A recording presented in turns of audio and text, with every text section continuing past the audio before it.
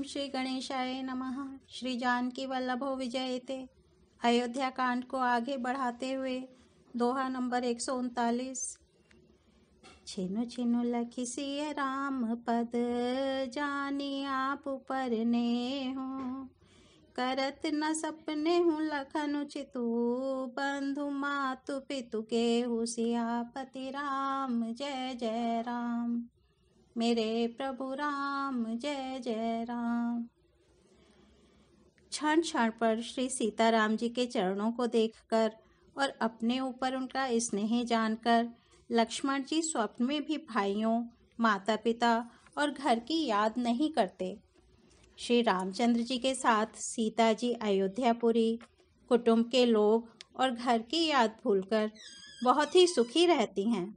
क्षण क्षण पर पति श्री रामचंद्र जी के चंद्रमा के समान मुख को देखकर वे वैसे ही परम प्रसन्न रहती हैं जैसे चकोर कुमारी चंद्रमा को देखकर। स्वामी का प्रेम अपने प्रति नित्य बढ़ता हुआ देखकर सीता जी ऐसी हर्षित रहती हैं जैसे दिन में चकवी। सीता जी का मन श्री रामचंद्र जी के चरणों में अनुरक्त है, इससे उनको वन हजारों अवध के समान प्रिय लगता है। प्रियतम श्री रामचंद्र जी के साथ पर्णकुटी प्यारी लगती है। मृग और पक्षी प्यारे कुटुंबियों के समान लगते हैं। मुनियों की स्त्रियां सास के समान, श्रेष्ठ मुनि ससुर के समान और कंदमूल फलों का आहार उनको अमृत के समान लगता है। स्वामी के साथ सुंदर साथरी, कुश और पत्तों की सेज सैकड़ों कामदेव की सेजों के समान सुख देने वाली है, जिनके कृपा पूर्वक देखने मात्र से जीव लोकपाल हो जाते हैं। उनको कहीं भोग विलास मोहित कर सकते हैं। सुमिरत राम ही तजहि जन, त्रिंसम विषय पिलास। राम प्रिया जग जननि सिय, कछु नाच रजुतासु सियापति राम जय जय राम। मेरे प्रभु राम जय जय राम। जिन श्री रामचंद्र जी का स्मरण करने से ही भक्तजन तमाम भोग विलास को तिनके के समान त्याग देते हैं, उन श्री रामचंद्र जी की प्रिय पत्नी और जगत की माता सीता जी के लिए यह भोग विलास का त्याग कुछ भी आश्चर्य नहीं है। सीता जी और लक्ष्मण जी को जिस प्रकार सुख मिले, श्री रघुनाथ जी वही करते और वही कहते हैं। भगवान प्राचीन कथाएं और कहानियां कहते हैं और लक्ष्मण जी तथा सीता जी अत्यंत सुख मानकर सुनते हैं। जब जब श्री रामचंद्र जी अयोध्या की याद करते हैं, तब तब उनके नेत्रों में जल भर आता है।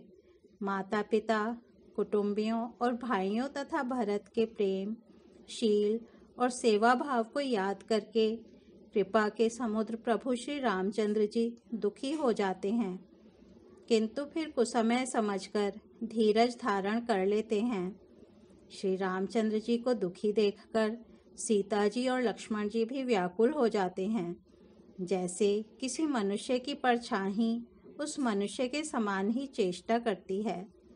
तब धीर, कृपालु और भक्तों के हृदय को शीतल करने के लिए चंदन रूप रघुकुल को आनंदित करने वाले श्री रामचंद्र जी प्यारी पत्नी और भाई लक्ष्मण की दशा देखकर कुछ पवित्र कथाएं कहने लगते हैं, जिन्हें सुनकर लक्ष्मण जी और सीता जी सुख प्राप्त करते हैं।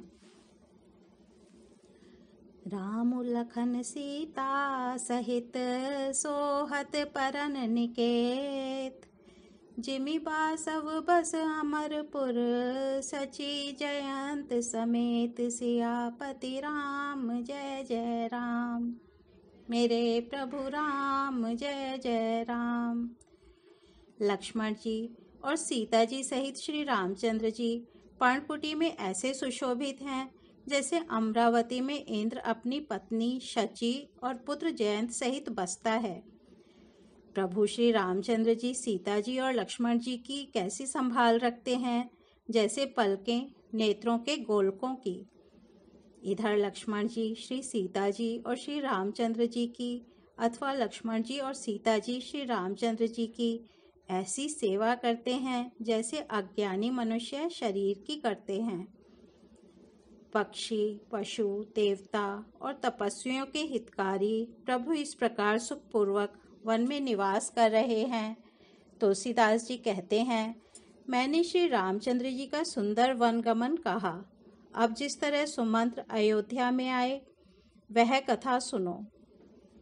प्रभु श्री रामचंद्र जी को पहुंचाकर जब निषादराज लौटा, तब आकर उसने रथ को मंत्री सुमंत्र सहित देखा। मंत्री को व्याकुल देखकर निषाद को जैसा दुख हुआ वह कहा नहीं जाता। निषाद को अकेले आया देखकर सुमंत्र हा राम, हा राम, हा सीते, हा लक्ष्मण पुकारते हुए बहुत व्याकुल होकर धरती पर गिर पड़े। रथ के घोड़े दक्षिण दिशा की ओर जिधर श्री रामचंद्र जी गए थे देख देख कर ही निनाते हैं, मानो बिना पंख के पक्षी व्याकुल हो रहे हों। नहीं तृण चरहि न पियहि जलु, मोचहि लोचन बारे। व्याकुल भय निषाद सब, रघुबर बाजी निहारे। सियापति राम जय जय राम, मेरे प्रभु राम जय जय राम। वे ना तो घास चरते हैं, ना पानी पीते हैं, केवल आंखों से जल बहा रहे हैं। श्री रामचंद्र जी के घोड़ों को इस दशा में देखकर सब निषाद व्याकुल हो गए। तब धीरज धरकर निषाद राज कहने लगा, हे सुमंत्र जी, अब विषाद को छोड़िए। आप पंडित और परमार्थ के जानने वाले हैं। विधाता को प्रतिकूल जानकर धैर्य धारण कीजिए। कोमल वाणी से भांति भांति की कथाएं कहकर निषाद ने जबरदस्ती लाकर सुमंत्र को रथ पर बैठाया, परंतु शोक के मारे वे इतने शिथिल हो गए कि रथ को हाँक नहीं सकते। उनके हृदय में श्री रामचंद्र जी के विरह की बड़ी तीव्र वेदना है। घोड़े तड़फड़ाते हैं और ठीक रास्ते पर नहीं चलते, मानो जंगली पशु लाकर रथ में जोत दिए हों। वे श्री रामचंद्र जी के वियोगी घोड़े कभी ठोकर खाकर गिर पड़ते हैं, कभी घूमकर पीछे की ओर देखने लगते हैं। वे तीक्ष्ण दुख से व्याकुल हैं। जो कोई राम, लक्ष्मण या जानकी का नाम ले लेता है, घोड़े हिकर हिकर कर उसकी ओर प्यार से देखने लगते हैं। घोड़ों की विरह दशा कैसे कही जा सकती है। वे ऐसे व्याकुल हैं जैसे मणि के बिना सांप व्याकुल होता है। भयउ निषाद विषाद बस, देखत सचिव तुरंग। बोली सुसेवक चारि तब, दिए सारथी संग। सियापति राम जय जय राम, मेरे प्रभु राम जय जय राम। मंत्री और घोड़ों की यह दशा देखकर निषाद राज विषाद के वश हो गया। तब उसने अपने 4 उत्तम सेवक बुलाकर सारथी के साथ कर दिए। निषाद राज गुहु सारथी सुमंत्र जी को पहुंचाकर विदा करके लौटा। उसके विरह और दुख का वर्णन नहीं किया जा सकता। वे चारों निषाद रथ लेकर अवध को चले। सुमंत्र और घोड़ों को देख देख कर वे भी क्षण क्षण भर विषाद में डूब जाते थे। व्याकुल और दुख से दीन हुए सुमंत्र जी सोचते हैं कि श्री रघुवीर जी के बिना जीने को धिक्कार है। आखिर यह अधम शरीर रहेगा तो है ही नहीं। अभी श्री रामचंद्र जी के बिछुड़ते ही छूटकर इसने यश क्यों नहीं ले लिया। ये प्राण अपयश और पाप के भांडे हो गए। अब ये किस कारण कूच नहीं करते, निकलते नहीं। हाय, नीच मन बड़ा अच्छा मौका चूक गया। अब भी तो हृदय के 2 टुकड़े नहीं हो जाते। मीजी हाथ सिरु धुनि पछिताई, मनहु कृपन धन राशि गवाई। राम सिया राम जय जय राम, राम सिया राम जय जय राम। बिरद बांधि बर बीरु कहाई, समर जनु सुभट पराई। राम सिया राम जय जय राम। राम सिया राम जय जय राम।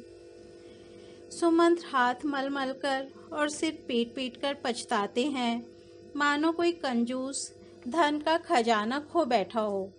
वे इस प्रकार चले मानो कोई बड़ा योद्धा वीर का बाना पहनकर और उत्तम शूरवीर कहलाकर युद्ध से भाग चला हो। ओ मंगल भवन अमंगल हारी, द्रवहु सो दशरथ अजिर बिहारी। राम सिया राम जय जय राम। राम सिया राम जय जय राम। आज अयोध्या कांड को यहीं विराम देते हैं, कल इसके आगे बढ़ेंगे। धन्यवाद।